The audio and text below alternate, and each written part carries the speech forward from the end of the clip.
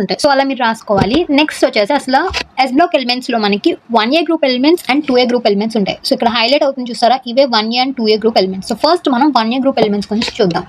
So 1A group elements కిందకి ఏమొస్తాయి? Lithium, sodium, potassium, rubidium, caesium, francium.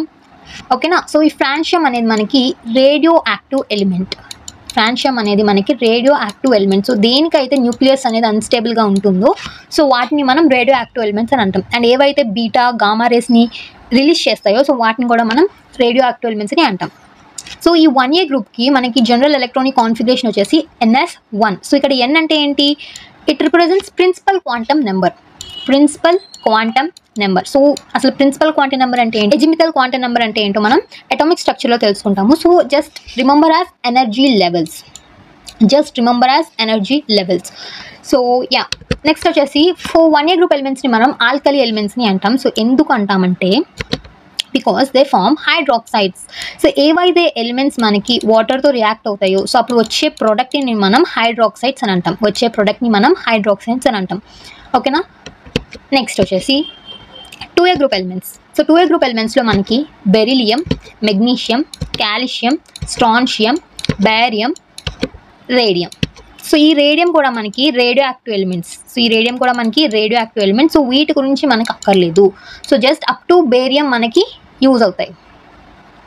ఓకేనా. Up to బేరియంని మనల్ని అడుగుతారు. సో ఇఫ్ ఇన్ కేస్ ఇవన్నీ ఇచ్చేసి which one of the following is an radioactive element అని కూడా అడగచ్చు.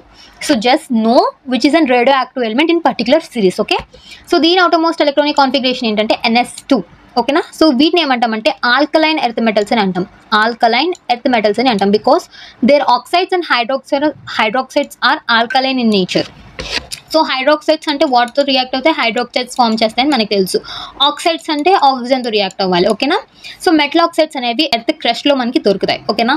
వీటి యొక్క మెటల్ ఆక్సైడ్స్.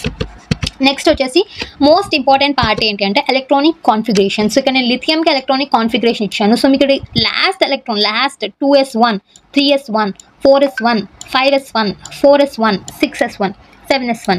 సో ఇప్పుడు ప్రతి ఎలిమెంట్లో మనకి లాస్ట్ ఎలక్ట్రాన్ అనేది s ఆర్బిటల్లోనే ఎంటర్ అవుతుంది. రైట్. s ఆర్బిటల్లో ఎంటర్ అవుతుంది. సో దట్ మనం దీన్ని s ఆర్బిటల్ అని అంటాం. చెప్పా కదా, మాయిలర్ డయాగ్రామ్ ద్వారా మనం ఎలక్ట్రానిక్ కాన్ఫిగరేషన్ రాస్తాం. సో 1s తర్వాత 2s, 1s 2s తర్వాత 2p తర్వాత 3s. 1s తర్వాత మనం రైట్ నుంచి లెఫ్ట్ 2s తర్వాత 2p తర్వాత